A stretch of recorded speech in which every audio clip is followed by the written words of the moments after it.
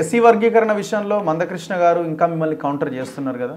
మందకృష్ణ మాదిగ గారిని అడుగుతున్నా, కులాలని ఎస్సీలో ఉన్న కులాలను తీసుకొచ్చి ఏలో పెట్టి సరే దాంట్లో లోపాలు ఏమంటే సరువు అవుతున్నాను. నేను మందకృష్ణను అడిగేది ఏంటంటే, మందకృష్ణ నువ్వు అంటే నాకు బాగా గౌరవం, నాకు సహకరించినావు తండాల పంచాయతీల కోసం. నువ్వు బీజేపీకి ఓట్లు వేయించినావు కదా, మోడీతో పార్లమెంట్లో బిల్లు పెట్టి ఎదురు పెట్టావు. ఇప్పుడు సుప్రీంకోర్టులో కేసు లేదు, పంజాబ్ వర్సెస్ వర్గీకరణ సంబంధించిన కేసు తీసేసారు. నేను అడుగుతున్నా, లక్ష డప్పులు ఢిల్లీలో కొట్టు, మోడీతో పార్లమెంట్లో బిల్లు పెట్టు, నేను కాంగ్రెస్ పార్టీ సపోర్ట్ చేపిస్తాం, పెట్టించు మొత్తం దేశవ్యాప్తంగా విభజన కోసం. ఎందుకు చేయవా పని?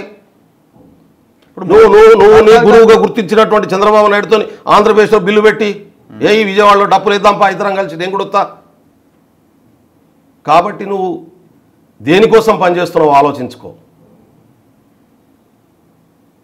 నేను అడుగుతున్నా,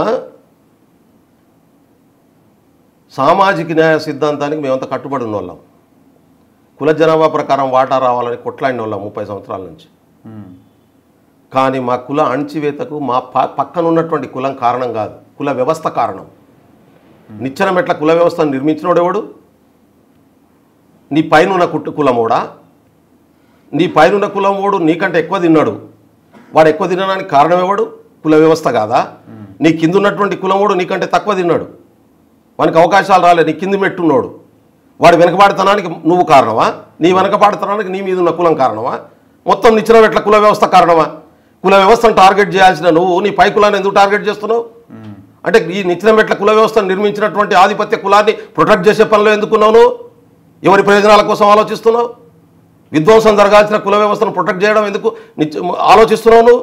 నీ వాటా నీకు రావాలంటే నీ వాటాకు నీకు రాకుండా అడ్డుపడ్డటువంటి కుల వ్యవస్థను నిర్మించిన ఆ మనువాదిని ఎందుకు ప్రొటెక్ట్ చేస్తున్నావు నువ్వు? దీనికి ప్రొటెక్ట్ చేస్తున్న వాళ్ళు ఎవరు? ఈ దేశంలో కుల వ్యవస్థను కాపాడుతున్న వాళ్ళు ఎవరు? బలోత్పితం చేస్తున్న వాళ్ళు ఎవరు? మన ధర్మం కాదా? మన ధర్మాన్ని కాపాడు చూస్తున్నది బీజేపీ, ఆర్ఎస్ఎస్ కాదా? ఒక్క మాటలో నువ్వు దాన్ని పార్టీ బీజేపీ అంటలేడు. నేను అంటున్నా, మందకృష్ణ మాదిగా సిద్ధాంతపరమైన క్లారిటీ ఇవ్వాల్సి ఉంటుంది. ఇప్పుడు ఆయన చెప్తున్నాడు కదా, నాకు బ్లాక్ కండువా నీకు బ్లాక్ ఎప్పుడైనా బ్లాక్ కండువా కాంగ్రెస్ కి సపోర్ట్ బ్లాక్. నేను మళ్ళీ చెప్తున్నా, నువ్వు అడిగినవు రఘు, మీరు అడిగిన తర్వాత చెప్తున్నాను. మందకృష్ణ మాదిగకు ఇవాళ చెప్పకుంటే రేపు సమాధానం చెప్పాల్సి వస్తుంది. చరిత్రలో మాదిగల వాటా రాకపోవడానికి మాలలు కారణం కాదు, కుల వ్యవస్థ కారణం. మాలలు ఎక్కువ తినడానికి నిచ్చెన మెట్లో పైలున్నటువంటి మాలకులం కాదు కారణం, కుల వ్యవస్థను నిర్మించడం కారణం. మాదిగలను మాదిగల పైన మాలల్ని పెట్టింది మాలలు కాదు, కుల వ్యవస్థ పెట్టింది.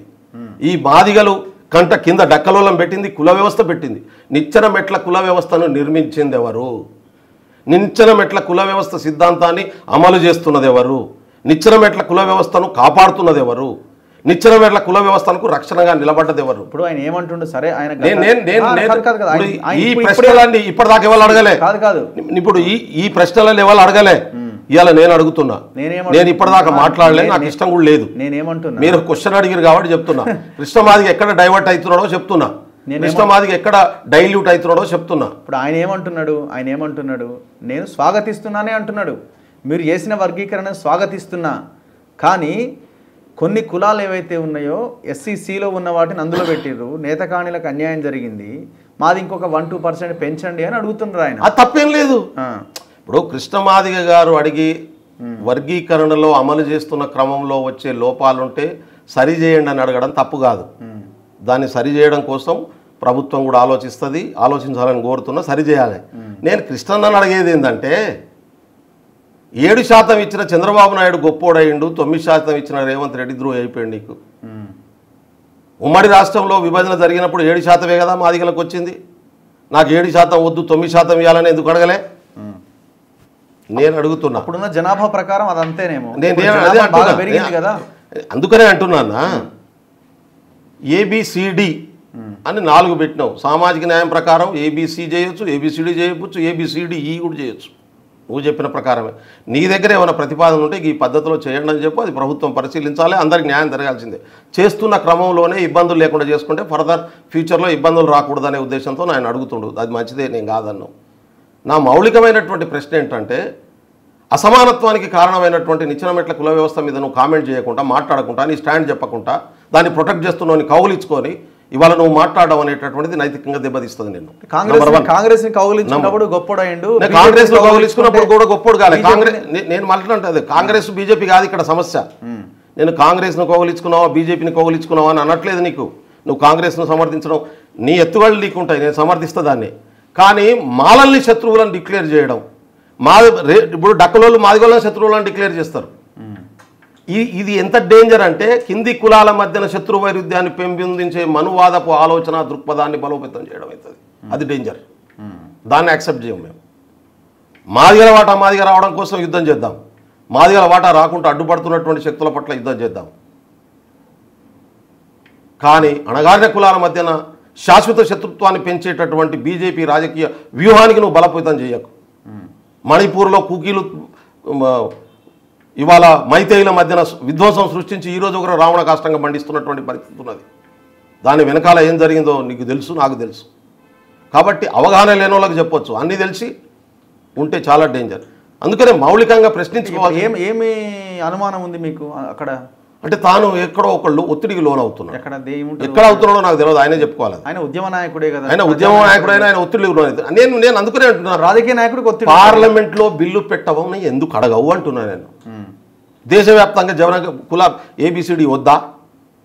ఆంధ్రప్రదేశ్లో ఏబిసిడి వద్దా? మొదలైంది ఆంధ్రప్రదేశ్ నుంచి కదా. సుప్రీంకోర్టు డైరెక్షన్ వచ్చిన తర్వాత, జడ్జిమెంట్ కాదు డైరెక్షన్ వచ్చిన తర్వాత ఆంధ్రప్రదేశ్లో చేసిన కార్యక్రమం ఏంది? ఎంఆర్పిఎస్ ఎందుకు చేయదు? చంద్రబాబు నాయుడు ఎందుకు టార్గెట్ చేయవు? ఎందుకు మాట్లాడవు? ఎందుకు ఏబిసిడి వర్గీకరణ బిల్లు పాత బిల్లును రిస్టోర్ చేయమని అడగవు? ఇవన్నీ దేనికి సంకేతకాలు అవుతాయి? అందుకనే కృష్ణమాదిగ డిమాండ్ పట్ల కానీ ఆయన నాకు నెగిటివ్ లేదు. ఆయన సూచనలు, తెలంగాణ ప్రభుత్వం తీసుకున్న నిర్ణయాలను రెండు పద్ధతులు ఉంటాయి, పాజిటివ్ విమర్శ, నెగిటివ్ విమర్శ. సాధించుకోవడం కోసం చేసేటటువంటి విమర్శ వేరు, ఒత్తిడి చేయడం కోసం చేసే విమర్శ వేరు, ఎక్స్పోజ్ చేసి రాజకీయ లబ్ధి ఇంకోలకు చేర్చుకోవడం కోసం చేసే విమర్శ వేరు. ఈ అన్నిటి మధ్యన తేడాలు ఉంటాయి.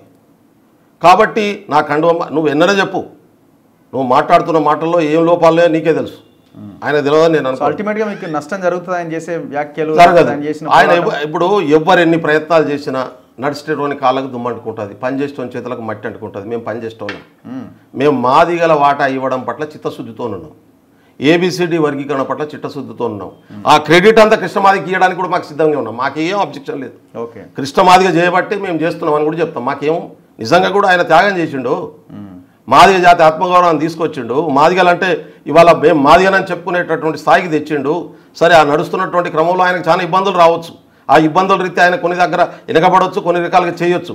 ఇవాళ తను మాట్లాడుతున్న దాని వెనకాల రకరకాల కారణాలు ఉండొచ్చు. కానీ అల్టిమేట్గా మాదిగలి చైతన్యం రావడంలో కృష్ణమాదిగ రోలే మెయిన్ అనేది మేము భావిస్తాం. ఆయన తీసుకొచ్చిన తర్వాతనే ఇవాళ మా ప్రభుత్వం చేసినా ఇంకోలు చేసినా ఏబిసిడి వర్గీకరణ చేయాలనే కాన్సెప్ట్ ఏమైనా మా ప్రభుత్వం నుంచి మొదలైందా? మా మెదళ్ళకి వెళ్ళి వచ్చిందా? లేదే. న్యాయం కావాలని ఆయన మొదలుపెట్టాడు. ఎస్, వాస్తవం, దాన్ని గుర్తించడం, గౌరవించిన వాళ్ళని గౌరవించంటున్నాను. అంతకంటే మించి నేను ఏమన్నట్లేదు. సో ఇప్పుడు వర్కింగ్ ప్రెసిడెంట్లు 4 అవుతున్నారటగా, మీకు ఏమైనా వచ్చే అవకాశం ఉందా? పార్టీ ఎవరిని ఎక్కడ పెట్టాలనుకుంటే అక్కడ పెడుతుంది. నాకు అవకాశం ఇస్తే ఖచ్చితంగా చేస్తాను. నేను పార్టీ కోసం పనిచేస్తాను. ఏ బాధ్యతలు అప్పచెప్తే ఆ బాధ్యతలు పనిచేస్తాను. ఇస్తే మంచిదే, పనిచేస్తా గట్టిగా.